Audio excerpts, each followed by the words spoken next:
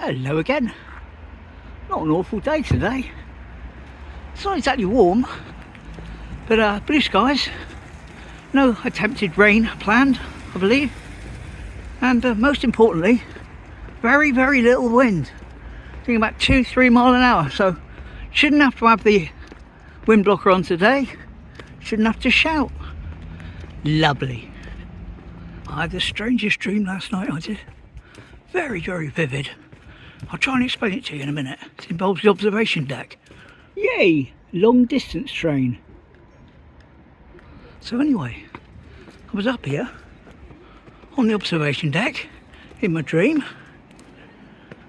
and trying to think where I was facing now. That's right, I was roughly facing over there, and well, I'll show you what happened. So I just started floating up into the air. I couldn't believe it. It was a lovely dream. I turned round, I could see St Michael's Church, I could see the Ness and the Pier, all down the seafront. It was lovely. I could see St Mary's Court behind the Lido, which has got a little bit of water in it now, all the way along the railway line and towards the station, and I just got higher and higher and higher. It was amazing. Then I could see Shoulden Bridge in the distance and Newton Abbot far away. And I started to turn round, past my old school in the distance. Looked up at Teignmouth, a bit you never normally see. Until I could see Mules Park. There we are, Mules Park where I walk. It was lovely. And there's my favourite walk of all, the Seawall. Oh, it was wonderful. I was loving it just flying up here. And I saw Jason's garden that I visited, so I had a closer look at that. If you remember, we saw that. And looked at the Clifton Hotel. And as I was turning round again, I realised there's the car park where the overcliff used to be. Oh, amazing it was. Absolutely amazing. Amazing dream. So I looked back at the nest again and found myself floating back down to earth. What an amazing dream that was. Absolutely great. Wish I could fly like this normally. Wouldn't that be fun? Oh yes. And there we go. Wouldn't it be great if I could just do that in real life? But I can't fly. Such a shame. Never mind. So what I think I'll do is have a quick bomb along the seawall. See what's happening there. Not very far, not very long. And back along the seafront. That'll do me for today. Oh yes.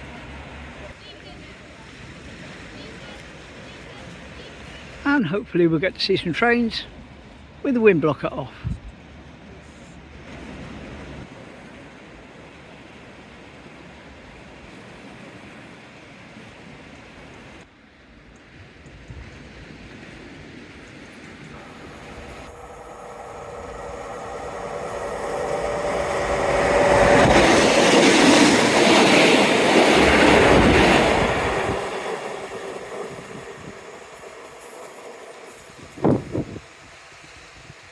All the fuss about the wind blocker being off, and it's a really quiet train.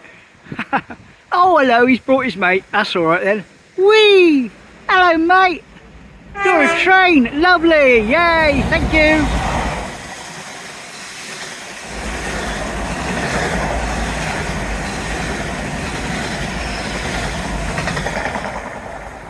Woohoo!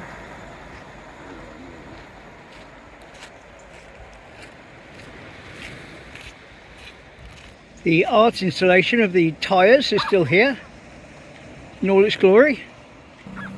He's on a bit of a go slow. So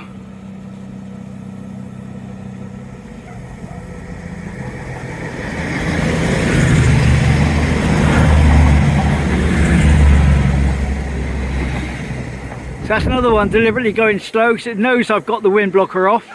It knows I could hear it. It's lovely sounds, but no.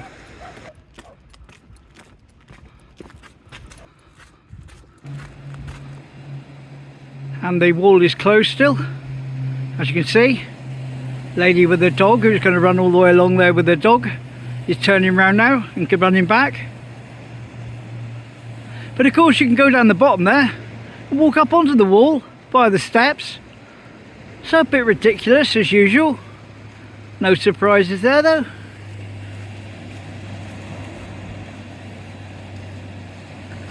Right, going to head back now. Like I said, I wasn't going to make a meal of this walk this morning as far as the Seawall part goes. So before you know it, we're back in town.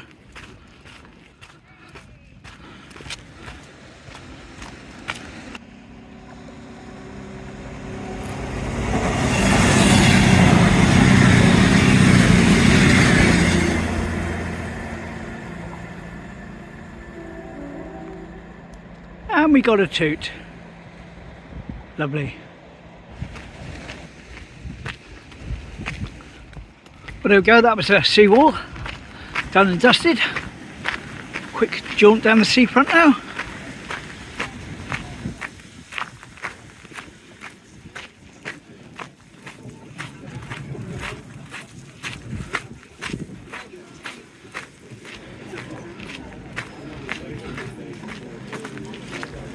It's starting.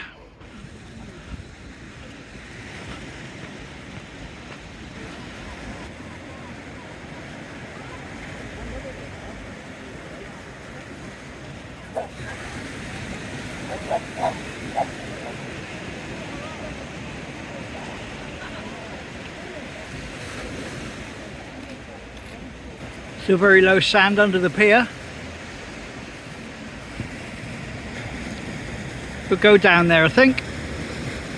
Check how low it is in person.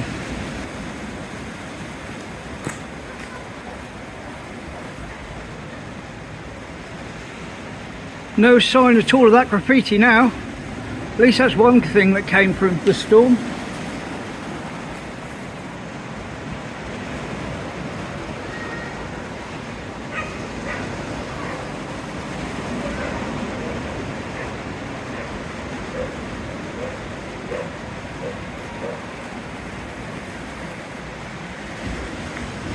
There we go, Hegarden Seawall, that says. 1977 completed. Probably can't make that out. I can barely make it out these days, but I know what it says anyway. That's just here at the steps.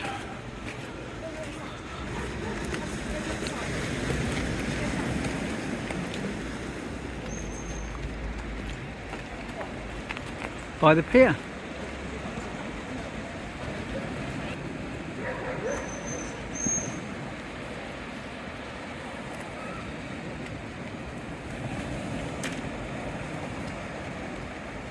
And by the look of things, I think the pier has reopened.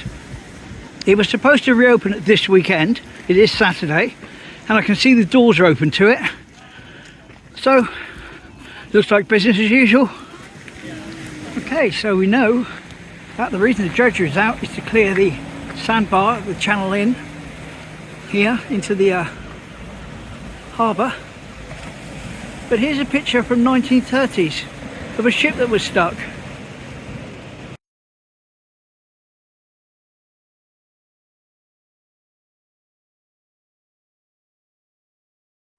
So that was in 1930s, but it didn't stop then, it's still going on. 1967, the Ketch is stuck on there. Here you go.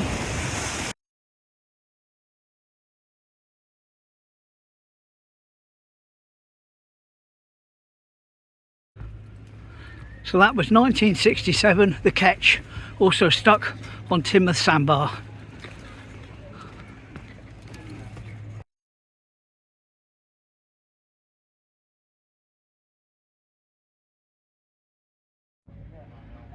And here we are. Take up a look at the end of the point, shall we?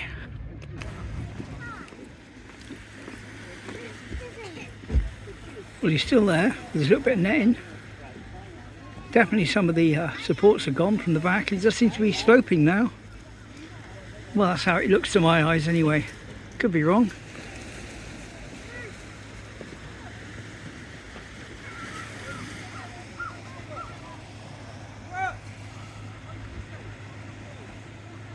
Looks like we've got some sort of fishing competition going on today, because all along the beach at different intervals are people set up with tents and rods all a certain distance apart.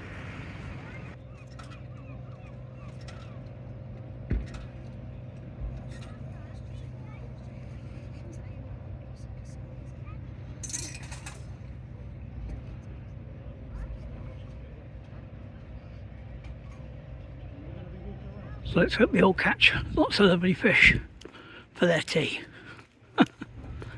There's a lifeboat station, and that's the back beach. We're not going there today. We'll go down there tomorrow when I do Polly Steps direction. Marina Court, and just ahead, all been freshly painted up, is the Linton House Hotel, of which someone asked me in the comments the other day if they were still going, and I said Lensman Online stayed there last year. That's another YouTuber. Hello mate. And yes, they are still going. So there's your answer. And they've got vacancies. So they're going and they're operational. All good. All the flowers that I film here in the summer and all these flower beds are all gone now. But never mind, think how nice it'll be when they're back again.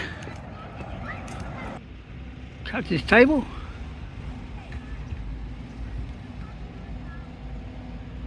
And the den. So I'm going to make my way up to Lidls now for bread and milk.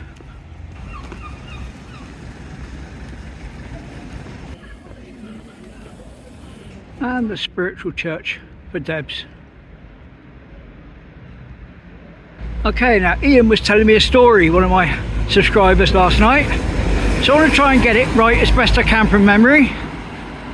His great-grandfather was called W. Turpin, and he was a timber importer and builder that built large parts of Victorian Teignmouth, including the Tozer's offices over there, that building there. He built that, and apparently there's a manhole cover with his name on, which we'll look for in a minute. But what we're saying is this: you see these mouldings of a face over the doors I often talk about, and there's just one painted.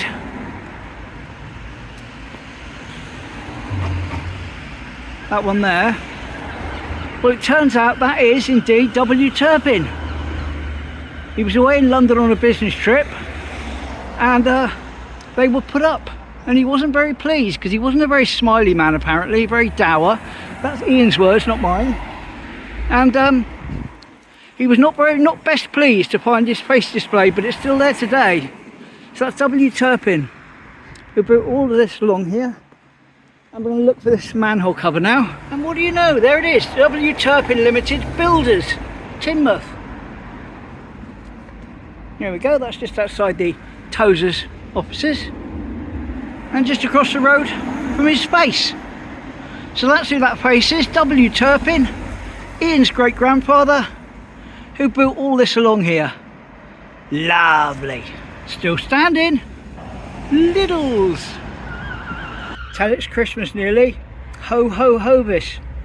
Christmas wrapping on the bread. And what is it? It's not nowhere near, is it? Well, I suppose it is really. Before we know it, it'll be New Year. All good. And that brings me to the end of my wander today. Hope you enjoyed my Hollywood style special effects at the start. My dream sequence. I enjoyed that. All that sort of thing in the future when I'm a bit better at my special effects. Bye.